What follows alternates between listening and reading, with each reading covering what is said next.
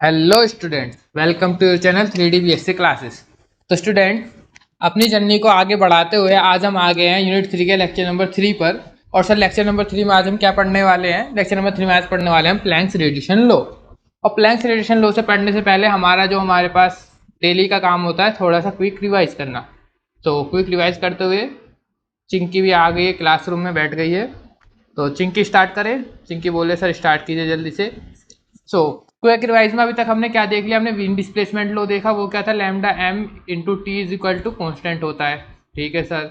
Next फिर हमने देख लिया हमारे पास इसका विन एक्सपोनेंशियल लो। वो विन एक्सपोनेंशियल लो क्या था? हमारे पास था वो ई लैम्डा डी लैम्डा बोल दो, सॉरी ई लैम्डा नहीं, वहां था हमारे पास म्यू लैम्डा, यू लैम्डा यानी कि एनर्जी पर यूनिट वॉल्यूम, और डी लैम्डा या फिर हम इसको लिख सकते थे simple E lambda is equal to क्या होता था हमारे पास? वो A upon lambda to power 5 ई की power minus k beta by lambda T into D lambda. तो ये क्या था? ये थी हमारे पास energy according to Wien's law. Energy radiation कितनी हो रही है किसी ब्लैक बॉडी से, उनके अकॉर्डिंग ये आई थी। फिर हमारे पास इसके ऊपर किसने बताया था? फिर रेलिंग्स एंड जीन्स लॉ ने बताया था। रेलिंग्स एंड जीन्स लॉ ने सेम एनर्जी, कितनी एनर्जी निकल रही है वो बताया था रेलिंग्स एंड जीन्स लॉ ने। Mu lambda t lambda is equal to क्या था वो हमारे पास? 8 pi k t upon lambda to power 4 into t lambda. Clear है? तो कल तक हमने यहाँ तक देख लिया था। और ये क्या था यहाँ पर हमारे पास? ये फेल हो गए थे। ये किसमें था? ये हमारे पास शॉर्टर वेवलेंथ रीजन में वैलिड था, और ये हमारे पास हाइयर वेवलेंथ के लिए ठीक था। इसके अकॉर्डिंग ग्राफ कैसा आया था? अगर मैं लैम्डा और हमारे पास एनर्जी की बात करूँ, एनर्जी पर यूनिट वॉल्यूम की, तो लैम्डा के बीच में ग्राफ कैसा आया था? कुछ इस तरीके से ये ऊपर की तरफ बढ़ रहा था। सर कल तो आपने यहाँ से बताया था, वो मैंने कल फ्रीक्वेंसी और इसके बीच में बताया था, एनर्जी के बीच में बात कर रहा हूँ, लैम्डा और एनर्जी के बीच में। इसके अकॉर्डिंग ग्राफ कैसा था हमारे पास? इनके अकॉर्डिंग ग्राफ था हमारे पास ये इतना तो ये बता दिया था कि यहाँ से ये ऊपर हो रहा है, लेकिन ये ग्रेजुअली ड्रॉप जो हो रहा है इसके बारे में नहीं बता पाए थे। अब ये दोनों ही किसने ली थी? दोनों ही क्लासिकल मैकेनिक्स के अकॉर्डिंग चल रहे थे, क्लासिकल फिजिक्स के अकॉर्डिंग। बाद में हमारे पास प्लांक्स ने क्या काम करा? प्लांक्स ने अपना रेडिएशन कॉन्सेप्ट दिया according to quantum theory. Quantum theory क्या थी कि हमारे पास ये बोला कि ये जो रेडिएशन निकल रही है वो हमारे पास छोटे छोटे पार्टिकल्स हैं, और उन पार्टिकल्स को क्या नाम दिया था उन्होंने? क्वांटा नाम दिया था, क्वांटा।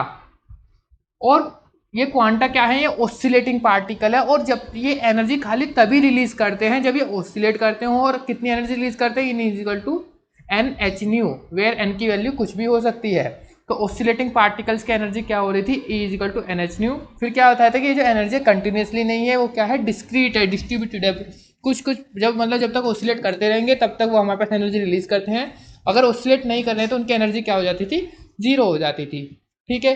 अब हमारे पास उन्होंने फिर अपना प्लैंक्स ने अपना एक फॉर्मूला दिया ई लैम्डा के फॉर्म में। जब अभी तक हम पढ़ते हैं म्यू लैम्डा डी लैम्डा, हमने वीन्स लो के अकॉर्डिंग पढ़ लिया, रेलिंस लो के अकॉर्डिंग पढ़ लिया ये फॉर्मूला। अब किसके अकॉर्डिंग पढ़ेंगे? हम प्लैंक्स लो के अकॉर्डिंग। और प्लैंक्स लो एकदम बिल्कुल पूरे ग्राफ की उस फॉर्मूले से हमारे पास क्या हो गई थी? एक्सप्रेशन हो गई थी।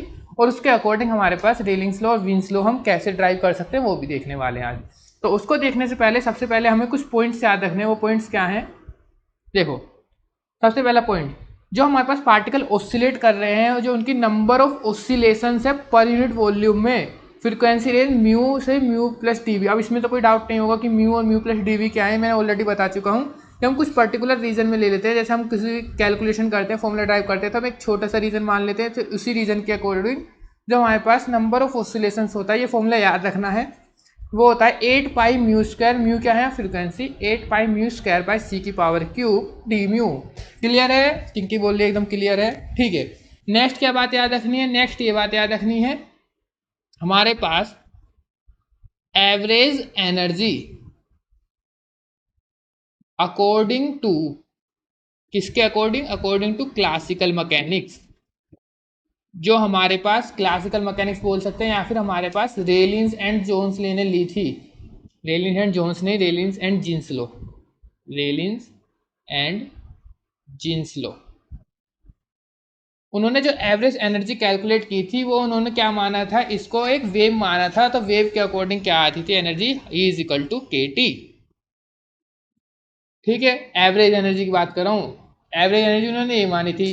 और हमारे पास जो फॉर्मूला होता है, ये फॉर्मूला भी याद रखना, ये जो म्यू लैम्डा और डी लैम्डा हम निकाल रहे हैं, इसका फॉर्मूला होता है हमारे पास, हमने जो एन म्यू डी वी निकाला है ये इनटू एवरेज एनर्जी। तो ये फॉर्मूला ही हम प्लांक्स कॉन्सेप्ट में भी यूज़ करेंगे। बस प्लांक्स ने क्या बताया था, प्लांक्स के अकॉर्डिंग एवरेज एनर्जी अलग आई थी, जिसकी वजह से पूरा फॉर्मूला फिट हो गया था। उन्होंने एनर्जी के बारे में तो बताया, क्योंकि ये एनर्जी का ही कॉन्सेप्ट गलत लेकर चल रहे थे। उन्होंने एनर्जी क्या ली थी कि वो KT होती है। उन्होंने एनर्जी अपनी कैलकुलेट की, एक एनर्जी आज हम पहले ड्राइव करेंगे, फिर हम ये वाले फॉर्मूले में पुट कर देंगे।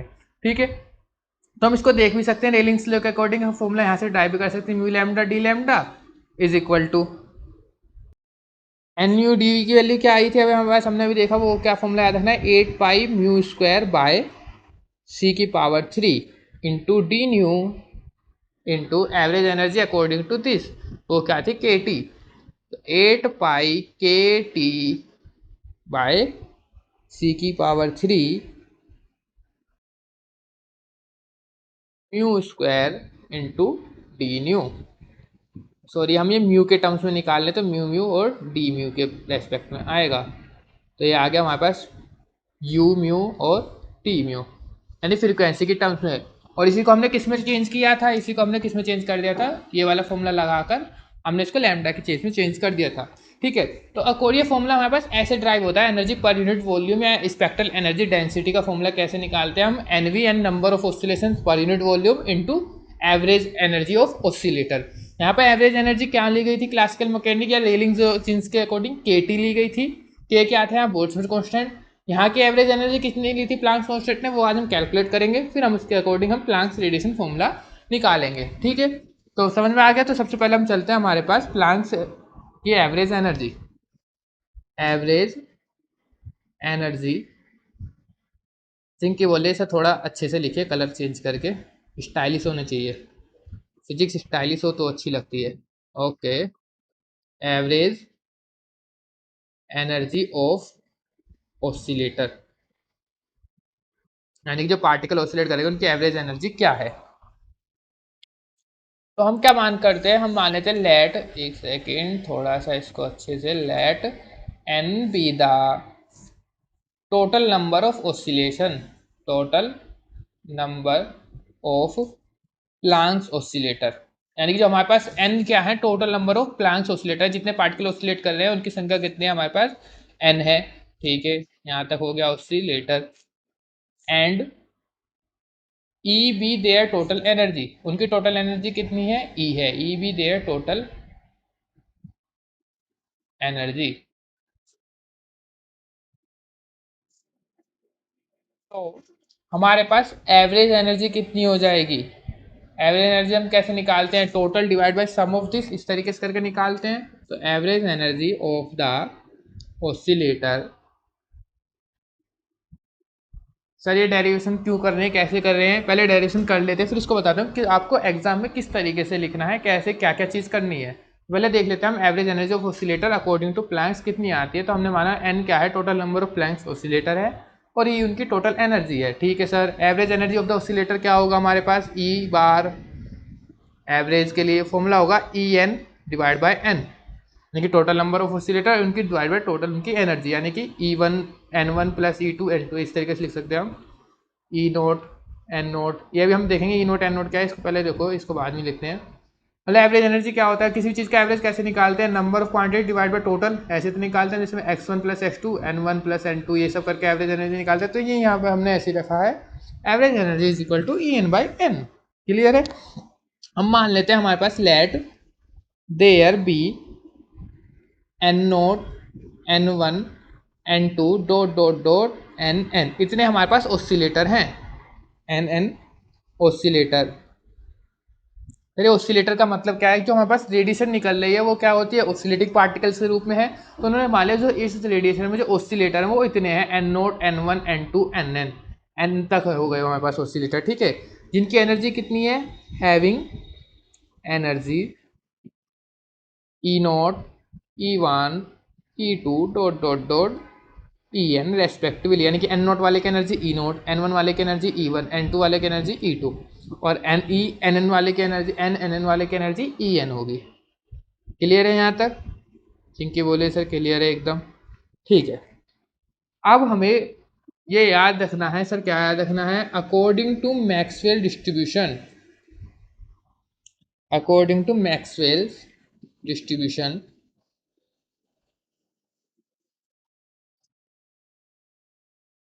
द number of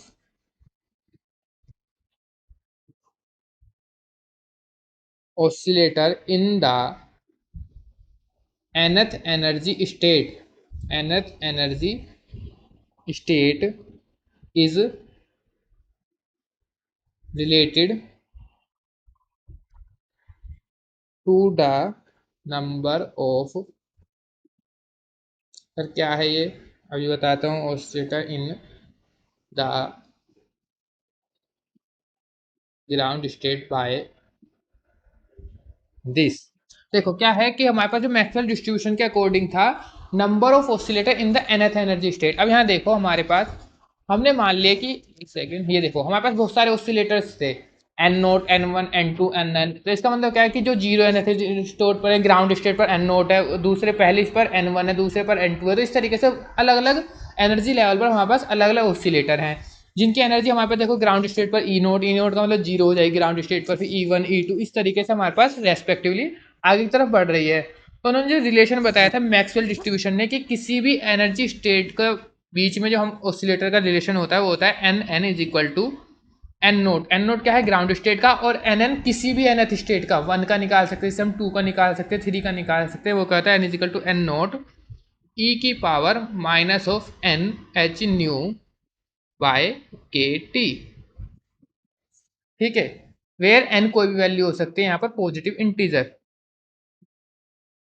ये क्या हो गया, एक सेकंड, ये हमारी लैपटॉप की स्क्रीन में एनथ एनर्जी स्टेट में पहुंच गई थी। अब इसको हम ग्राउंड स्टेट में लेकर आए हैं। अब ग्राउंड स्टेट में आने के बाद इसकी एनर्जी जीरो हो गई, तो ये सिंपल वर्क करेगा। तो चिंकी बोले ठीक है सर एनर्जी तो हो गई, अब हमारी एनर्जी बढ़ा दीजिए। ठीक है, तो उन्होंने एनर्जी का रिलेशन दिया था n is equal to N naught e की power minus N H nu by के टी। ठीक है, ओके। यहाँ पर हम इसको मान लेते हैं इक्वेशन नंबर 2। सपोज करो हमें बात करनी है for N is equal to one, यानी कि पहले की एनर्जी कितनी होगी, वो हो जाएगी हमारे पास n one is equal to N naught e की power minus of n H nu by के टी। ऐसे हम किसकी निकाल लेंगे, एन टू, वो क्या हो जाएगी एन नोट, एन की जगह पर वन डाल दें यहाँ पे, तो वन आ जाएगा यहाँ पर, तो वन हो जाएगा माइनस के टू एच न्यू बाई के टी। सेम ऐसी N three N naught e की power minus three h nu by के टी। तो इस तरीके से आगे बढ़ता जाएगा। क्लियर है यहाँ तक हमारे पास? So total number of Planck oscillator यहाँ से निकाल लेंगे। So the total number of Planck oscillator, sir हम ये कर क्या रहे हैं, हम निकाल रहे हैं, हमने अभी देखा ना एवरेज एनर्जी का फॉर्मूला क्या होता है, वो होता है ई एन बाय एन। तो हमें एन की वैल्यू चाहिए और हर एक ऑसिलेटर के एनर्जी की वैल्यू चाहिए, तो हम बस एन की वैल्यू निकालने वाले। एन क्या है? Total number. N is equal to N naught plus n one plus n two, तो वही एन की वैल्यू निकालेंगे हम यहाँ से, total number of Planck oscillators. और क्या हो जाएगा हमारे पास, n is equal to N naught plus n one plus n two plus n three dot dot dot dot dot. Okay, अभी हमने सबकी वैल्यू कैलकुलेट कर लिया, बस सिंपल पुट करना है। एन नोट तो एन नोट ही रहेगा, एन वन की जगह पर एन नोट ई की power minus H nu by के टी, एन टू की जगह पर एन नॉट ई की power minus two h nu by के टी। सिंपल सा होता जा रहा है, ई की power minus three h nu by के टी डॉट डॉट डॉट, यहाँ पर एन एन आएगा, तो एन एन के लिए क्या हो जाएगा, एन नॉट ई की पावर माइनस के एन एच न्यू बाई के टी। क्लियर है यहाँ तक? सर क्लियर है। कुछ कॉमन दिख रहा होगा? हाँ सर दिख रहा है, एन नॉट कॉमन दिख रहा है, तो निकाल लिया वन प्लस ई की power minus H nu by के टी प्लस ई की power minus two h nu by के टी प्लस ई की power minus three h nu by के T plus dot dot dot e की power minus N H nu by के T. Clear है यहाँ तक? समझ में आया कि नहीं? आ गया। इसको बोलते हैं इक्वेशन नंबर 3।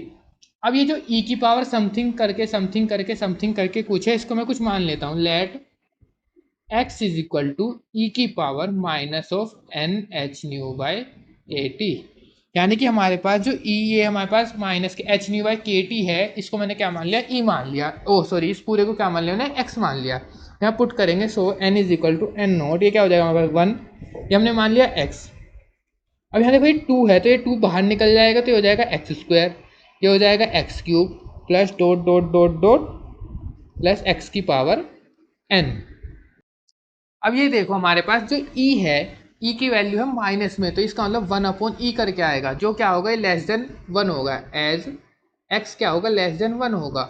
तो हमें क्या पता है, ये क्या बनने, ये 1 plus x square plus x cube, ये क्या बनने, एक जीपी बननी है। जीपी सर, जीपी क्या होती है, मैथ के 9th 11th क्लास में पढ़ा होगा आपने, जीपी, जीपी गुणोत्तरात्मक प्रोग्रेशन। इसका मतलब क्या होता है कि हर एक टाइम में एक्स के एक सेम रेशो से क्या होता रहता है, मल्टीप्लाई होती रहती है, तो उसको जीपी बोलते हैं। तो ये जीपी का क्या है, sum of infinite terms of GP. तो उसका फॉर्मूला क्या होता है हमारे पास, n is equal to N naught, वो होता है फॉर्मूला ए की वैल्यू जो फर्स्ट टर्म होती है 1 अपॉन 1 माइनस आर, आर का मतलब रेशो जो होता है इसका, तो रेशो कैसे निकालते हैं, एक्स अपॉन 1, तो यहाँ आ जाएगा एक्स। देखो कैसे निकाला है ये अभी बताता हूँ, इसको नेक्स्ट पेज पे करके थोड़ा सा साइड में। जो हमारे पास अगर कोई इस तरीके से हमारे पास गिवन है 1 plus x square plus x cube, तो ये होती है जीपी। और जीपी का जो फॉर्मूला होता है सम ऑफ एन टर्म या सम ऑफ इन्फिनाइट टर्म्स का, तो वो होता है हमारे पास ए 1 अपॉन ए माइनस आर, इस तरीके से होता है, ए अपॉन 1 माइनस आर। यहाँ पर ए की वैल्यू कितनी थी, 1, 1 इज 1 माइनस, और आर क्या है यहाँ पर हमारे पास, आर कैसे निकालते हैं हम, second term divide by first term. तो सेकंड टर्म क्या थी, x बाय 1, यहाँ से आर के लिए क्या आ जाएगी x। तो सम ऑफ n टर्म्स है, इन्फिनाइट टर्म्स कितना हो जाएगा, यहाँ पे इन्फिनाइट क्यों लिया है, क्योंकि वो इन्फिनाइट तक पहुंच रहा है, लगभग n, n का मतलब अराउंड तक इन्फिनाइट तक हो जाएगा। या फिर हम इसको बायनोमियल थ्योरम से ही प्रूव कर सकते थे, तो जितना सिंपल जहाँ से तुम्हें अच्छा लगे वैसे मान सकते हो, बस ये जीपी की तरह सोल्व हो सकता है सिंपल। तो आपको याद रखना जो सम आएगा वो क्या आएगा, N is equal to N naught 1 upon 1 minus x. Clear है, इसको मान लिया कितना, इक्वेशन नंबर 5। नाउ नाउ हम निकाल लेते हैं एनर्जी ई एन।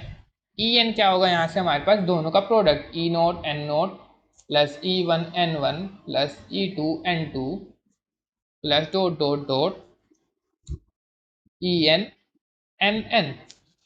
तो ई एन आ जाएगा यहाँ से हमारे पास ई नोट, ई नोट का मतलब देखो हमें पता है एज ई कैसे गिवन होता है, एन एच न्यू।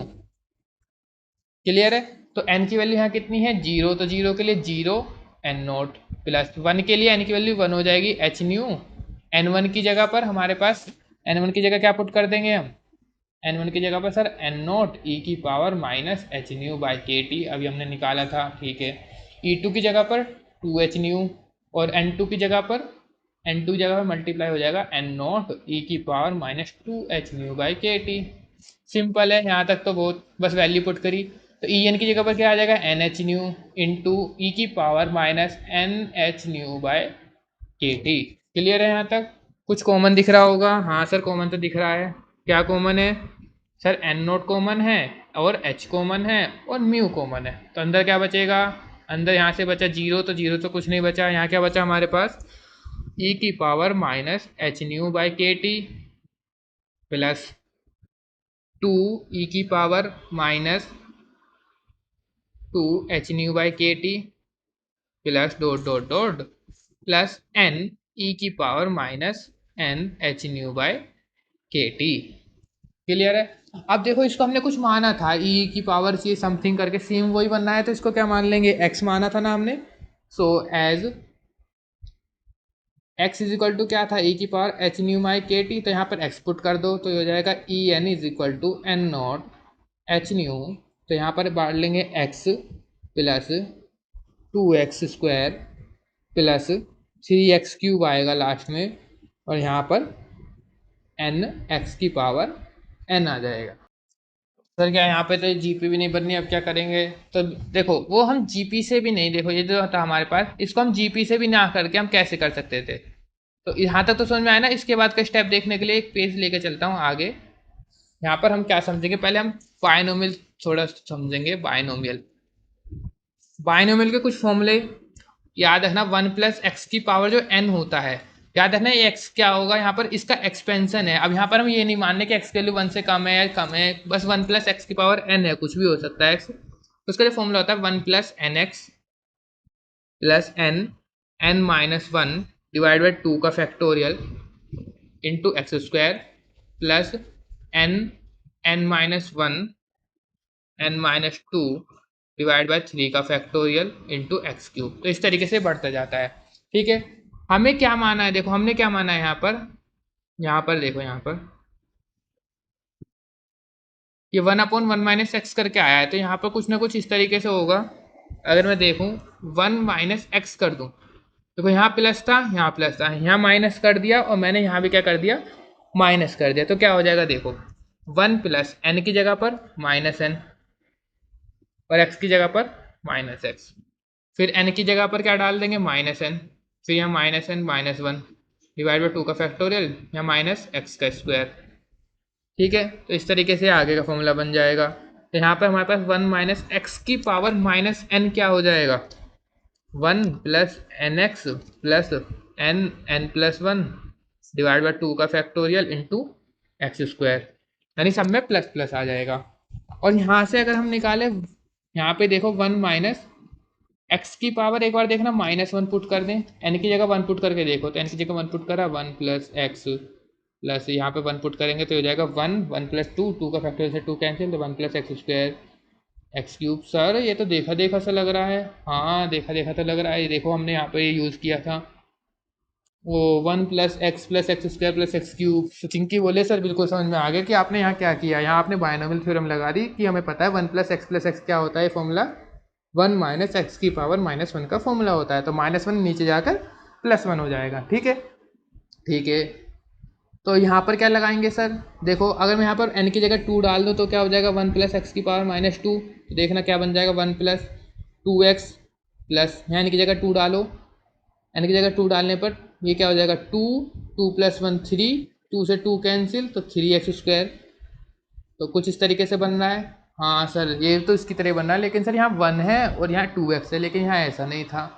देखो तो सर यहाँ क्या करेंगे, यहाँ देखो हम क्या काम करेंगे। अब यहाँ देखो हमारे पास E N is equal to x square x cube है, तो पूरे में से मैं x कॉमन निकाल लेता हूँ, x कॉमन निकाल लो।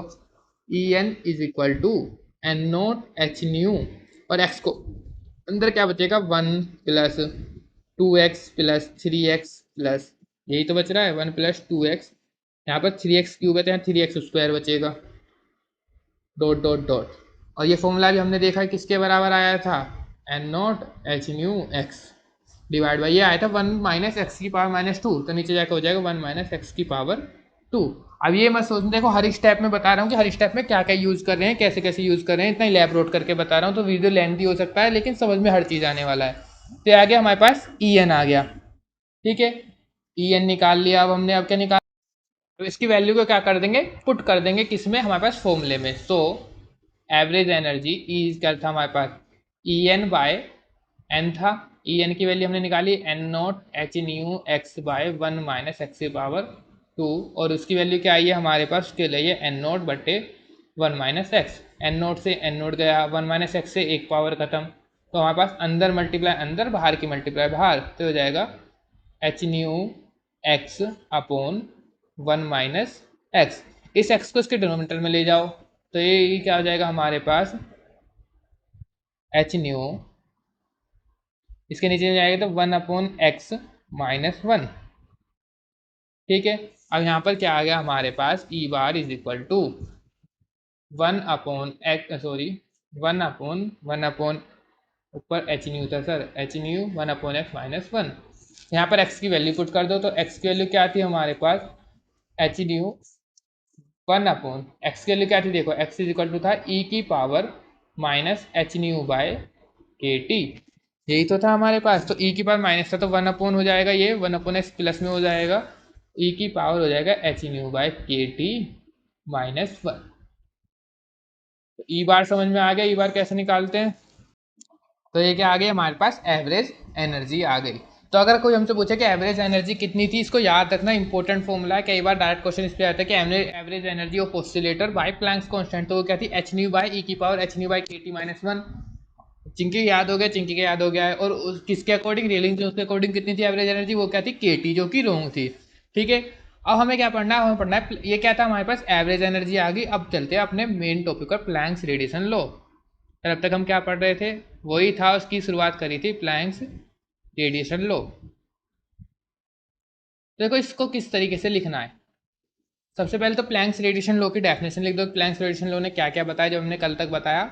आज हम उसका डेरिवेशन करेंगे सिंपल। तो उसका अगर डेरिवेशन आता है तो कैसे करने वाले हो, अगर सपोज करो हमसे डेरिवेशन आता है कुछ ज़्यादा मार्क्स का, तो हम यहाँ से पूरी एवरेज एनर्जी कैलकुलेट करेंगे। एवरेज एनर्जी कैलकुलेट करने के बाद तब करेंगे हम। लेकिन अगर सपोज करो छोटा ही आता है, 5 मार्क्स का आता है, 3 मार्क्स का आता है, 4 मार्क्स का आता है, तो हम डेरिवेशन कैसे करेंगे, हम सिंपल ये वाला फॉर्मूला सिंपल याद रखेंगे कि एवरेज एनर्जी क्या होती है और यहाँ पर पुट कर देंगे। कैसे, देखो तो डेरिवेशन कैसे करेंगे, हमें पता है according to Planck the energy density of radiation in the frequency range mu से लेकर कितनी फ्रीक्वेंसी रेंज में, mu and mu plus D mu की रेंज में, इज गिवन बाय, वो क्या होता है हमारे पास, अभी हमने देखा था फॉर्मूला क्या था, वो क्या था, म्यू इंटू म्यू, सर ये म्यू म्यू क्यों बोले, ये हमारे पास एनर्जी डेंसिटी है और यहाँ पर फ्रिक्वेंसी है, mu mu into D nu is equal to, क्या था फॉर्मूला वो, 8 पाई, चलो पूरा फॉर्मूला लिख देते हैं पहले, हमारे पास क्या था वो, N mu D nu into average energy. ठीक है, हमारे पास यहाँ पर mu mu D nu, N V की वैल्यू हमें पता क्या थी, मैंने कहा था ये याद रखना, 8 pi mu square divide by c की power 3 into D nu into average energy. ठीक है, ये हो गया हमारे पास, ये फॉर्मूला गिवन था यहाँ तक। नाउ अभी हमने कैलकुलेट करा, वी नो दैट, ये बस सिंपल डायरेक्शन बता रहा हूँ, इस तरीके से करना है, अगर 5 मार्क्स में आ जाए तो we know that average energy is equal to, क्या आए थे हमारे पास, एच न्यू अपॉन ई की पावर एच न्यू बाय के T minus 1। So putting this in formula, putting this in equation 1। फिर इक्वेशन 1 क्या है, चिंकी इक्वेशन 1 देखो ये है। चिंकी बोले ठीक है सर, सर म्यू, ये क्या कर रहे हो sir, mu T mu is equal to क्या है, 8 pi mu square divide by, क्या है यहाँ पर, 8 pi mu square divide by c की पावर 3 और डी न्यू इंटू ये वाला formula, h nu divide by ई की पावर एच न्यू बाय के टी माइनस 1। क्लियर है, अब इसको बस सिंपल सोल्व करना है, हमारे पास फॉर्मूला हो जाएगा ड्राइव। तो फॉर्मूला क्या करना है यहाँ पर, ये हो जाएगा mu mu d mu is equal to 8 pi mu cube into h upon c की पावर 3, और क्या हो जाएगा यहाँ से, डी न्यू बाय ई की पावर एच न्यू बाय के टी माइनस 1। क्लियर है, तो ये क्या होगा हमारे पास, ये फॉर्मूला दिया था उन्होंने फ्रीक्वेंसी के टर्म में। सर इतना बड़ा फॉर्मूला याद रखेंगे नहीं, आप फ्रीक्वेंसी के टर्म्स में याद मत रखो, इसको हम चेंज करेंगे in the terms of wavelength. तो वो तो सिंपल आता ही है, कैसे करते हैं चिंकी, चिंकी बोल रहे सर पहले mu is equal to C by lambda रखो एज करके, एंड इसका डिफ्रेंशिएशन कर दो, D mu is equal to क्या हो जाएगा हमारे पास, ये हो जाता था हमारे पास, ये तो सर हमने कई बार देख लिया है, माइनस के सी स्क्वायर बाय लैम्डा, तो माइनस के सी स्क्वायर नहीं, सी माइनस के सी बाय लैम्डा स्क्वायर, ये होता था।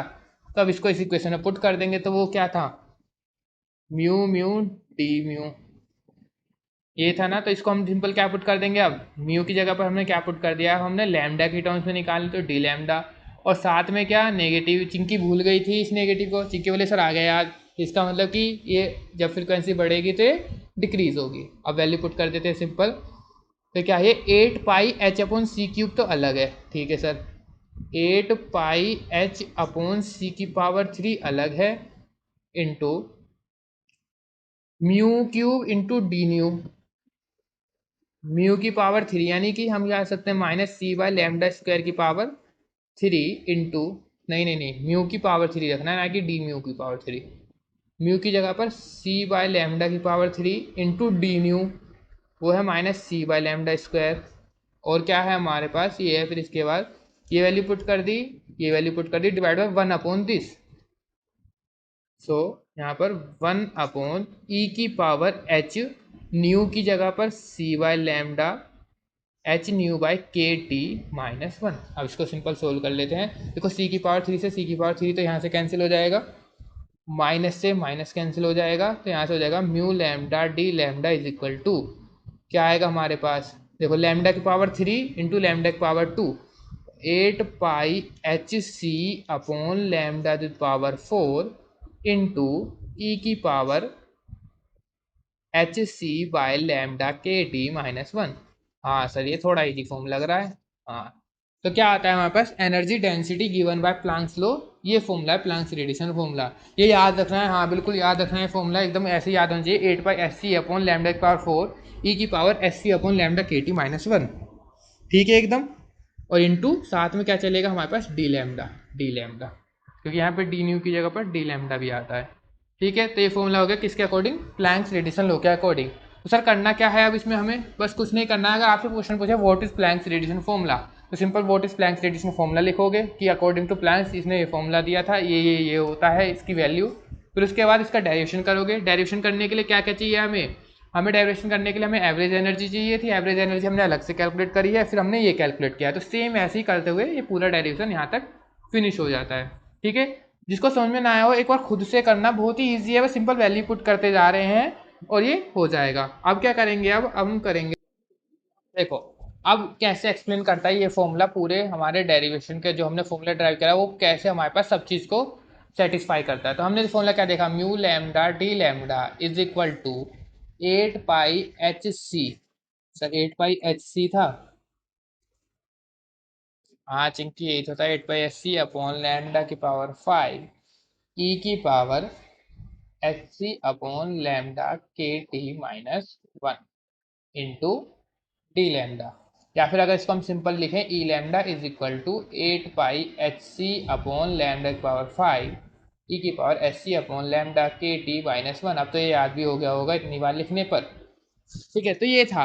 अब उन्होंने क्या बताया, उन्होंने बताया प्लैंक्स लॉ ने कि जब हमारे पास एक ग्राफ बढ़ता है ना, तो स्टार्टिंग की शॉर्टर वेवलेंथ तक, यहाँ तक हमारे पास जो शॉर्टर वेवलेंथ रीजन है, यहाँ पर शॉर्टर वेवलेंथ रीजन, तो वो इसको फॉलो करता है, एस सी अपॉन लैम्डा के टी को, ई की power S C upon lambda के टी।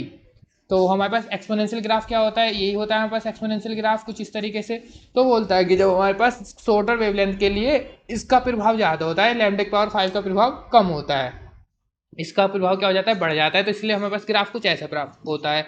जैसे हम लैम्डा की वैल्यू बढ़ाते जाते हैं, तो लैम्डा की वैल्यू बढ़ाने पर क्या होता है, कुछ जब लैम्डा की वैल्यू ज़्यादा लॉन्गर हो जाती है तो वो इसके प्रभाव को करता है, 1/λ/5 के अकॉर्डिंग ग्राफ बनता है। और कुछ ग्राफ फिर हमें इस तरीके से हमारे पास प्राप्त होता है। ठीक है, तो उन्होंने इस तरीके से अपना एक्सप्लेनेशन दिया कि हमारे पास जब लैम्डा की वैल्यू छोटी होगी तो हमारे पास एक्सपोनेंशियली ग्राफ बनता है इसके अकॉर्डिंग, और जब हमारे पास लैम्डा की वैल्यू यानी लार्जर वेवलेंथ के लिए वो 1/λ/5 को फॉलो करता है।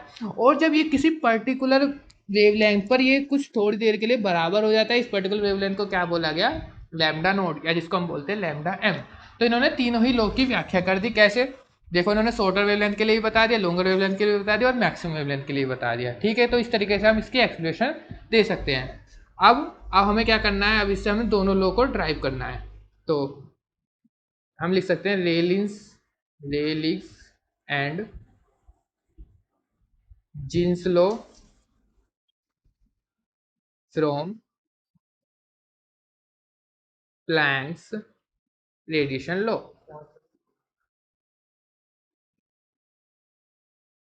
तो एज हमें पता है कि जो प्लैंक्स लॉ है वो क्या है, वो तो सर ये है, क्या, mu lambda D lambda is equal to 8π/h(c) upon lambda की पावर 5 ई की पावर h(c) अपॉन लैम्डा के T minus 1 into D lambda. Clear है, तो ये क्या है हमारे पास इसके अकॉर्डिंग है। अब हमें बताए रेलिंग्स लॉ किस में वैलिड था हमारे पास, एज फॉर लोअर वेवलेंथ या हायर वेवलेंथ, बिना कॉपी देखे खुद बताना है, लोअर वेवलेंथ या हायर वेवलेंथ के लिए रेलिंग्स और जीन्स लॉ। चिंकी बताओ, चिंकी बोल रही है कि सर हायर वेवलेंथ के लिए वैलिड था ये। हायर वेवलेंथ के लिए वैलिड था नहीं, क्योंकि गलत है सही है, ठीक है सोच लो, क्योंकि बोले सही है कि सर क्योंकि हमारे पास वीन्स लो शॉर्टर वेवलेंथ के लिए था और रेलिंग्स लो हमारे पास हायर वेवलेंथ के लिए था। फॉर हायर वेवलेंथ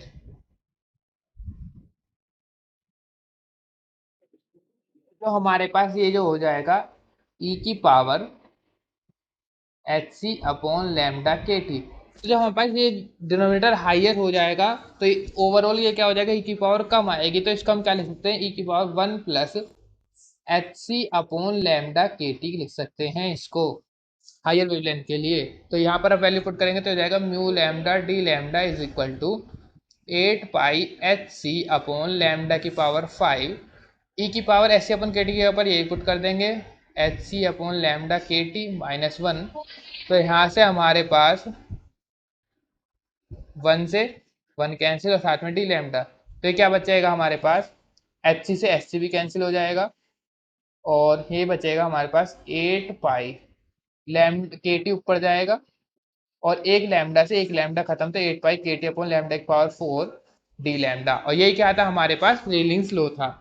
तो यहाँ पर रेलिंग्स एंड जीन्स लो हमने इससे भी प्रूफ कर लिया, तो इस तरीके से हम क्या कर देंगे, Rayleigh's and Jeans law proof कर देंगे। नाउ अब इससे हम क्या प्रूफ करेंगे, वीन्स एक्सपोनेंशियल लो, या फिर इसको हम बोल सकते हैं Wien's radiation law, exponential law from Planck's law. ये पूछे जाते हैं डेरिवेशन में कि इसको इस तरीके से प्रूफ करके बताओ, तो इस तरीके से ही करना है। दोबारा वही लिखेंगे as according to Planck's law, according to Planck's radiation formula. वो क्या होता है हमारे पास, mu lambda D lambda is equal to 8 pi H C upon lambda की पावर 5। चिंकी बोले सर अब तो मेरे को याद हो चुका है, रट गया है एकदम, चिंकी -1। तो पर चिंकी को पता है कि सर फिजिक्स रटते पाते नहीं है, फिजिक्स फील की जाती है, रटते नहीं है, ठीक है। तो यहाँ पर हो गया। अब हमें पता है वीन्स एक्सपोनेंशियल लो किस रीजन में के लिए वैलिड था, वो किसके लिए वैलिड था हमारे पास, for shorter wavelength. So for shorter wavelength, shorter wavelength, shorter wavelength के लिए क्या होगा, शॉर्टर वेवलेंथ में देखो यहाँ पर लैम्डा की वैल्यू क्या हो जाएगी शॉर्टर, तो डिनोमिनेटर में शॉर्टर तो ऊपर ओवरऑल उसकी वैल्यू क्या आएगी हाइयर, तो ई की पावर हाइयर है यानी कि 1 से बहुत ज़्यादा आएगी। तो यानी कि अगर मैं कुछ सपोज करो 2 लाख में अगर मैं 1,99,000 क्या बोल सकते हैं इसको, 1,99,999 में एक को हटा दो तो तुम 2 लाख ही तो बोलोगे, तो इसका मतलब ये वैल्यू लगभग इसके बराबर इतनी आएगी। तो इसका मतलब फॉर शॉर्टर वेवलेंथ हमारे पास ई की power H C upon lambda के टी क्या होगा हमारे पास, ग्रेटर देन होगा 1 से बहुत ज़्यादा। तो हम क्या काम कर सकते हैं, हम इसकी जगह क्या लिख देंगे सिंपल, यहाँ पर हम इसको 1 को नेगलेक्ट कर देंगे, सिंपल यही वैल्यू पुट कर देंगे यहाँ पर। It's implies mu lambda D lambda is equal to 8 pi H C upon lambda की पावर 5, और यहाँ पर इसकी जगह क्या पुट कर देंगे अपना सिंपल, क्या पुट कर देंगे यहाँ पर ई की पावर एस सी माइनस के टी की जगह पर क्या पुट कर देंगे, 1 से बहुत बड़ा है तो 1 को नेगेटिव कर देंगे, तो ये सिंपल क्या बचेगा, ये ई की power S C upon lambda के टी, ई की power S C upon lambda के टी। तो सर ये तो हमारे पास कहीं से नहीं लग रहा, अरे अभी लगेगा रुको, 8 pi H C upon lambda की पावर 5 और इन टू ई की पावर क्या हो जाएगा minus k H C upon lambda के T.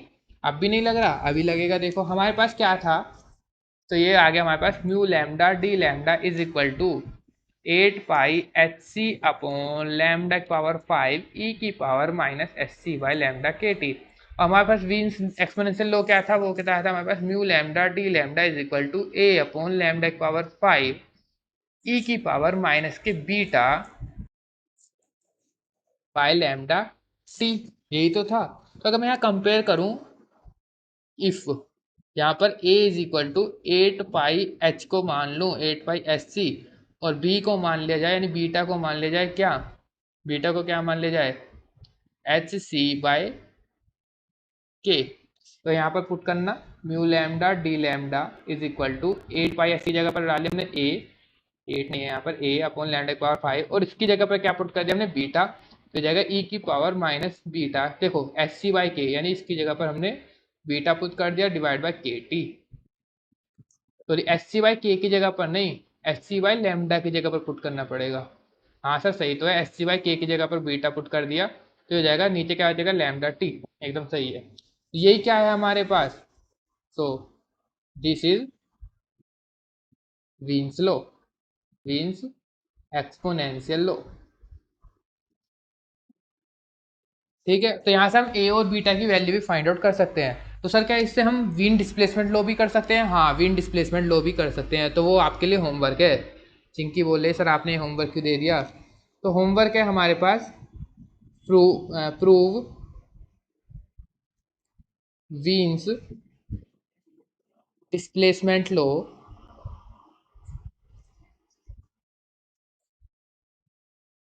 with the help of Planck's radiation formula।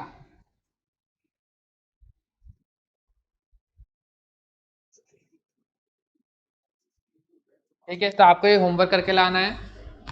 ठीक है, तो आज हमने क्या पढ़ा? आज हमने कुछ ज़्यादा तो नहीं पढ़ा, हमने बस प्लैंक्स के कॉन्सेप्ट को समझा। तो अब एक बार पूरा सब कुछ, ये पूरा यहाँ से हमारे पास ब्लैक बॉडी का टॉपिक खत्म हो गया है। कल नेक्स्ट टॉपिक चलेगा हमारे पास क्या, फोटो इलेक्ट्रिक इफेक्ट। तो ओवरऑल हमने क्या सोचा, ओवरऑल हमने ये देखा कि हमारे पास सिंपल जो ब्लैक बॉडी से रेडिएशन निकल रही थी, हमारे पास एक ब्लैक बॉडी के ऊपर इतनी सारी थ्योरी पढ़ी गई है, ये सब कुछ बस हमने ब्लैक बॉडी से रेडिएशन निकल रही है उनकी इस जर्नी को देखा कि उसकी जर्नी कैसे कैसे हुई। तो क्लासिकल मैकेनिक्स के अकॉर्डिंग किसने बताया था? हमारे पास वीन्स ने बताया था और रेलिंग्स ने बताया था, रेलिंग्स ने। ठीक है, तो ब्लैक बॉडी के अकॉर्डिंग इन्होंने फॉर्मूले दिए थे, तो इन्होंने क्या माना था? एनर्जी को केटी माना था, जो कि क्लासिकल मैकेनिक एवरेज एनर्जी थी। फिर बाद में कौन आए थे हमारे पास?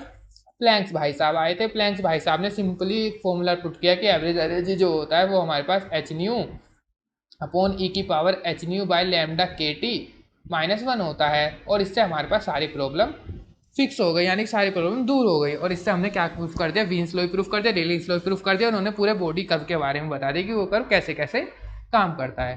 ठीक है, तो और हमें क्या पता चला इससे? ये तो सब चीज़ हो गया। हमें करना क्या है? हमें वीन्स लॉ भी पढ़ के रखना है, रेलिंग्स लॉ भी पढ़ के चलना है, हमें प्लैंक्स रेडिएशन की एवरेज एनर्जी भी पढ़ के चलनी है और फाइनल एनर्जी भी पता चलनी है, ई लैम्डा। ई लैम्डा क्या आया था हमारे पास? सर अब तो बिल्कुल रट गया है, 8/SC अपॉन लैम्डा की पावर 5 ई की पावर SC अपॉन लैम्डा के टी -1। सॉरी, यहाँ पे लैम्डा यहाँ नहीं आएगा क्योंकि यहाँ पर हम न्यू के टर्म्स में पढ़ रहे थे, SC अपॉन लैम्डा के टी -1। ठीक है, तो ये हो गया हमारे पास टोटल एनर्जी। यही क्या है हमारे पास? प्लैंक्स रेडिएशन फॉर्मूला है।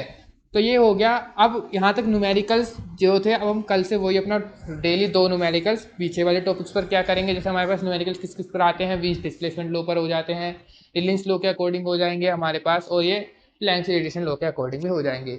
और ये फॉर्मूला भी याद रखना, ई जो होता है हमारे पास एन एच न्यू के बराबर होता है। तो ये तो गई थ्योरी। कल हम पढ़ने वाले हैं अपना next effect, photo electric effect, जो भी क्लासिकल मैकेनिक्स के अकॉर्डिंग प्रूफ नहीं कर पाए थे, तो हम उसे क्वांटम थ्योरी के अकॉर्डिंग देखने वाले हैं। तो इसके बाद हम सिंपल देखेंगे कॉम्पटन इफेक्ट, और फिर इसके बाद हम धीरे धीरे यूनिट 3 भी खत्म करने वाले हैं। ठीक है, तो लेक्चर के साथ ऐसे ही बने रहिए। आई होप आपको सब कुछ समझ में आ गया होगा। तो चिंकी बोल रही है, चिंकी बोल रही है सर क्लास थोड़ी आज छोटी है। चिंकी बोले सर क्लास छोटी नहीं है, क्लास आज भी लेंथी हो गई, पर सब कुछ समझ में आ गया है एकदम, तो थैंक यू।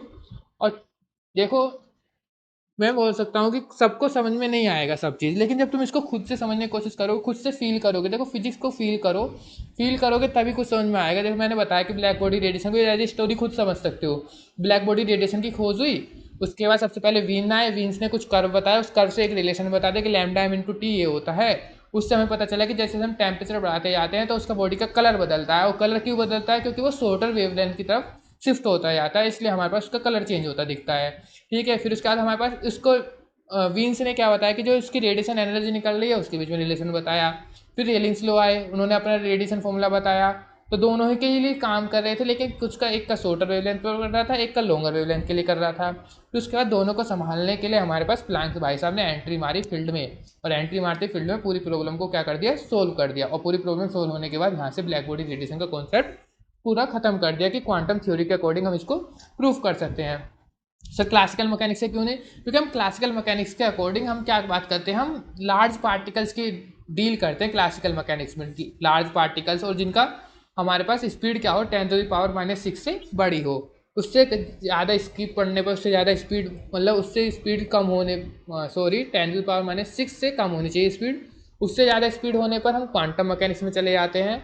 और माइक्रोस्कोपिक पार्टिकल्स के लिए हम क्वांटम में पढ़ते हैं, तो इसी को क्वांटम थ्योरी से प्लैंक ने प्रूव करके दिखा दिया था। ठीक है, ओके, आप भाषण ज़्यादा नहीं देते हुए यहीं खत्म करते हैं आज के लेक्चर को। Ta-ta bye bye.